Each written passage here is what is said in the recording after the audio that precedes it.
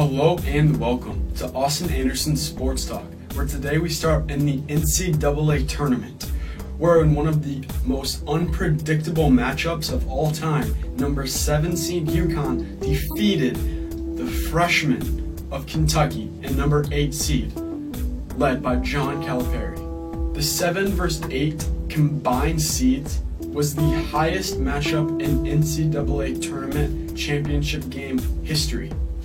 Kentucky started 5 freshmen for the first time since, yep, you guessed it, the Fab Five of Michigan in the 90s. And of those 5 freshmen, 4 could be first-round picks this year. Not to mention Willie Cauley-Stein, who comes off the bench, a sophomore, who was injured and couldn't even play in the championship game final. Alex Poythress, another sophomore off the bench, and freshman center Dakari Johnson, probably not this year, but next year or the year after, will be a first-round pick. And the Kentucky players weren't the only first-round picks on the court. UConn point guard Shabazz Napier was a Final Four most outstanding player and cemented his status as a first-round pick. He played so well that NBA All-Star LeBron James said he should be the first point guard taken in this June's NBA draft. But while I respectfully disagree with Mr. James, due to the likes of Dante Exum from Australia, who similar frame to Michael Carter-Williams, similar player actually, but better in many areas and will be a top 5 pick. Marcus Smart out of Oklahoma State, who point guard, shooting guard mix kind of. He reminds me a little bit of a poor man's Dwayne Wade. And lastly, point guard Tyler Ennis out of Syracuse. And he's probably not going to be an all-star, not going to be an all-NBA guy, but he could be a key player on a championship team. He has very similar characteristics of a player like Jose Calderon, probably with a little more athleticism. And moving on a little bit with the draft, this was supposed to be the year of the freshmen, with future NBA Hall of Famers Andrew Wiggins and Jabari Parker. In the NCAA tournament, Andrew Wiggins and also potential top 3 pick center Joel Embiid from Kansas went down in the second round to Stanford, a number 10 seed. Whereas Jabari, his team, the Duke Blue Devils, they lost to number 14 seed Mercer. Wiggins and Embiid have already declared for the draft, and they're projected to go in the top 3. Wiggins is probably the top overall player, but he's really raw right now. His best attributes are probably his on-ball defense, which helps from his lightning quickness and athleticism. But he's got a lot of work to do on the shooting end and the ball handling ability.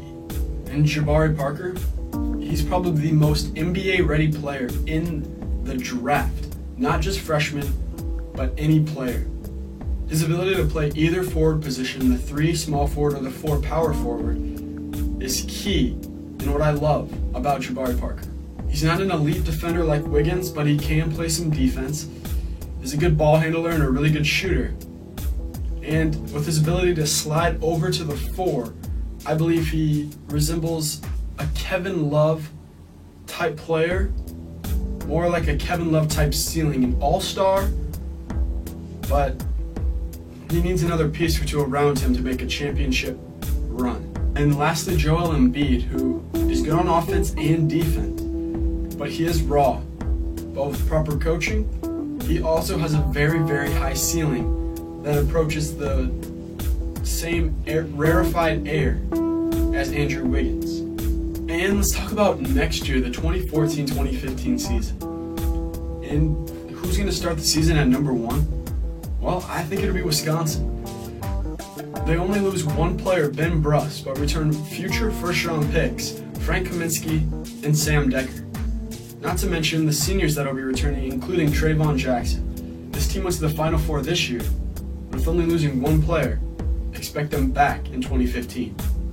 Number 2 is a little bit of a wild card, the Duke Blue Devils. Right now, Jabari Parker and Rodney Hood have not declared for the NBA draft yet, but are strongly considering it. Even if Parker and Hood leave, they will remain a top 5 team due to the recruiting class that Coach K has produced the top recruiting class of his tenure. They have point guard Tyus Jones out of Apple Valley, Minnesota, the #1 point guard in the class, to go along with center Jahlil Okafor, who is the #1 player in the class and the #1 center. They also have 2 5-star wing players, and they have the likes of Amile Johnson returning, as well as Rashid Suleiman. And at 3, we have the Arizona Wildcats, who they might lose their best player, Nick Johnson, as well as top lottery pick, Aaron Gordon.